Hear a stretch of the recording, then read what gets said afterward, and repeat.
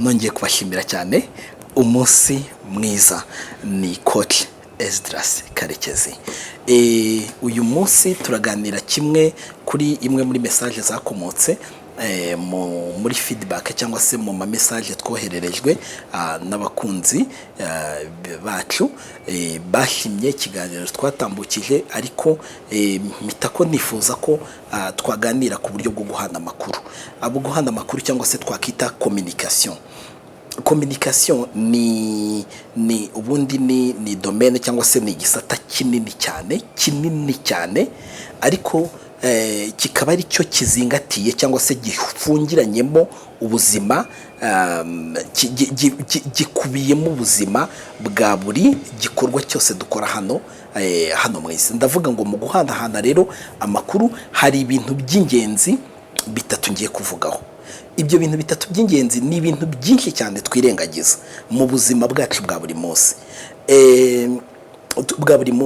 Ni tuvuga communication, uraza kuvuga ukuntu umuntu avugana n'umuntu kuri telefone, uko avugana n'umuntu barebana, ariko muraza kumva ko ikintu kinini cyane kirimo ni kimwe mu byo mwirengagiza. Ndatekereza ko nyuma y'iki kiganiro, iyi minota 10, umuntu wese uraba wadukurikiye araza kuba yakuyemo message iramufasha.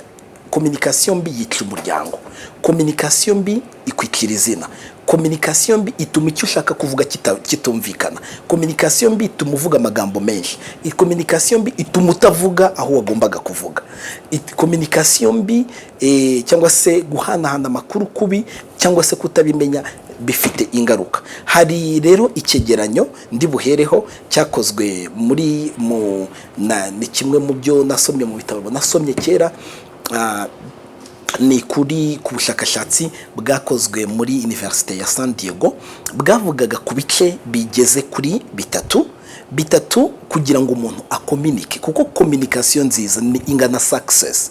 Kugira ngo buri deal kugira ngo buri buzima bugende neza, communication igenda neza. Bavuze ku bintu nka bitatu. Icya mbere ni message utanga. Hari amanota igomba kubifite, urwego ufite, amagambo ukoresha irimo uvugana n'abantu. Hakazamo icyo twita voice ni ijwi ukoresha igihe urimo utanga message yawe, ni irihe jwi urimo ukoresha. Hakagarukaho ikijyanye na bya bimenyetso bitavuga, icyo twita mu rundi rurimi body language. Sinzi uko nabigereranya niba byumvikanye neza, ariko ku bantu batumva icyongereza ni ibimenyetso bitagaragara, ariko nabwo umuntu yabikoze aba yakomeretse. Iyo murebye rero bavuga ko ibyo bimenyetso iyo ubyumvise neza babihaye amanota. Kuri mwe murumva amanota byabona ari nka yahe? Bamwe mu benshi nagiye mbaza bavuga ati icyangombwa nuko message yumvikana, abandi bati icyangombwa ati iyo ufite ijwi ryumvikana, ati ibyo bimenyetso bitumvikana n'ubundi ntabwo ari iby'ingenzi. Ukaza kumva ko batanga amanota atandukanye, ariko ikiyagaragaye nuko mu bushakashatsi bwakozwe bw'igihe kinini nuko ibyo bimenyetso bitumvikana bigira uruhare runini cyane. Reka turebe hano kuri iyi table. Hari body language, hakabamo voice, hakabamo na message cyangwa se message washakaga gutanga. Body language ni ikintu gifite uruhare runini cyane rungana na 55%.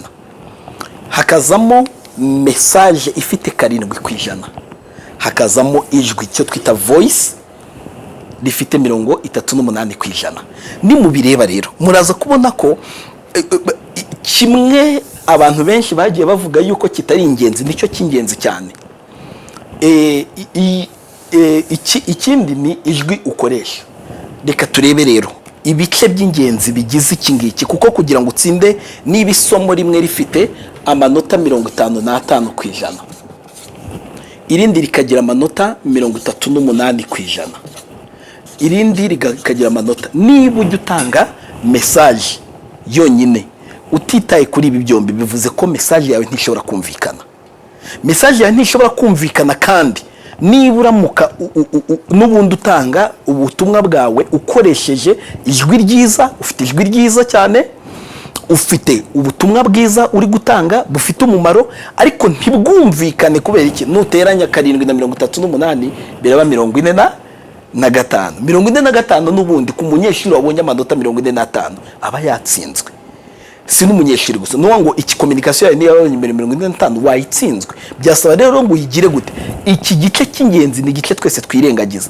Iki ni gikunda kunanirana, iki kinanirana iyijwi ryawe ritari ryiza, uretse ko tuziga n'uburyo bwo kugira ngo umuntu agorore ijwi message ye yumvikane, ariko iki gice ni ikintu cy'ingenzi. Reka turebere hamwe uburyo nimureba kwita kuri ibi bice uko ari bitatu ni ingenzi, ariko cyane cyane icya kabiri kikaba icya gatatu kikaba kiriya cy'amanota 7. Reka turebe rero icyo tuvuze non-verbal communication cyangwa se bya bimenyetso bitavuga. Reka duhere ku cyambere, hari icyo twita appearance. Appearance, umuntu akikubona hari ibintu abona. Iyo umuntu wambaye neza aravuga ngo yambaye neza, iyo umuntu ahumura neza baravuga ngo ahumura neza. Icyo ni cyambere, bivuze ko kwita ku myambaro ni ikintu cy'ingenzi. Ariko hari ikindi kintu, hari abantu badakunda iyo urimo uvugana n'umuntu, hari icyo bita use of space cyangwa se gukoresha intera kugira ngo uvugane n'umuntu, cyane ko noneho ubu ngubu tumaze n'igihe mu gihe cya coronavirus aho bisaba ko n'abantu bahana intera, ariko no mu bisanzwe kugira ngo umuntu muvugane neza bisaba ko habonekamo umwanya. Nuvuga ngo iyo uvugana n'umuntu umwegereye, hari abantu barakara cyangwa se barimo batongana akajya abwira umuntu ku buryo namucira no mu maso, bivuze yuko icyo gice deja kiba cyamaze kwangirika. Hari ikindi cyitwa touch no gukoraho. Iyo ukozeho hari ukuntu umuntu ushobora kumukoraho gutya akumva yuko hari ukuntu ari bukumve umukozeho. Iyo ukoze ku mwana, ariko hari n'uburyo ukubita ugakubita umuntu agahita ko yumva, n'ubundi murumva ko watanze amakuru nubwo utavuze. Hakazamo icyo twita kureba mu maso.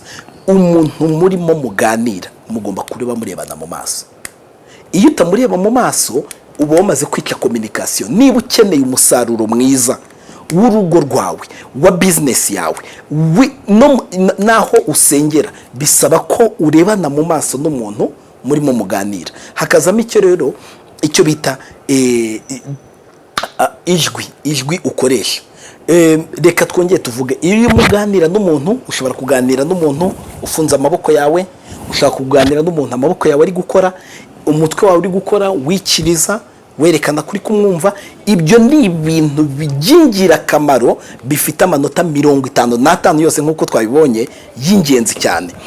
Hakazamo kandi ikindi environment, ahantu muri gukorera. Niba muri muganira mu rusaku, ukatakira se umuntu murimo muganira ikiganiro cyanyu mugikoreye mu ruhame, ahantu abantu benshi bari, birashoboka cyane yuko communication yanyu itaza kugenda neza. Ariko ubwo biterwa nabo bwira. Niba ari umuyobozi urimo avugana nabo ayobora, nabo ashinzwe cyangwa se arimo atanga ibitekerezo, uburyo mutanganamo amakuru. Ariko icy'ingenzi ni uburyo umubiri wawe uwukoresha. Hakazamo noneho uburyo bwo gukoresha igihe. Niba ugeze ahantu ku gihe gikwiriye cyangwa se ugakoresha igihe gikwiriye uri mutanga ubutumwa bwawe, ibyo bintu biragenda byose bikagira umumaro. Ikindi rero kiza kuzamo niki ni voice cyangwa se ijwi, uburyo utanga mu butumwa bwawe, uburyo message yawe isohoka. Igikurikira noneho ni ugutoranya amagambo. Ni cya gatatu. Amagambo nkoresha nayahe? Kumenya gutoranya amagambo. Gutoranya amagambo byoroherwa cyane, byoroha iyo amagambo yawe agenda, iyo amagambo yawe ugenda uyakoresha mu buryo bwiza, ukamenya amagambo utoranya, ukamenya amagambo ukoresha. Niba uzi kurakaye, hari amagambo utagomba kuvuga. Niyo mpamvu nimvuga gutya, body language ni ikintu cy'ingenzi cyane. Niba urimo uvugana n'umukiriya wawe, shyira telefone ku ruhande, egeza machine yawe ku ruhande, egeza abandi bantu bashaka kukuderanja ku ruhande. Please, communication nziza ikemura ibibazo. Reka tuvuge kutajya kubikora. Niba umaze kureba imibare, uyu munsi hari ikintu ushobora gutangira. Tangira uvuge ngo 55 38 7 38 55 38 kuko twese message dutanga iyo tuvuga yose iragenda, kandi ibimenyetso by'umubiri dukoresha iyo turimo tuganira ni ingirakamaro muri communication yacu.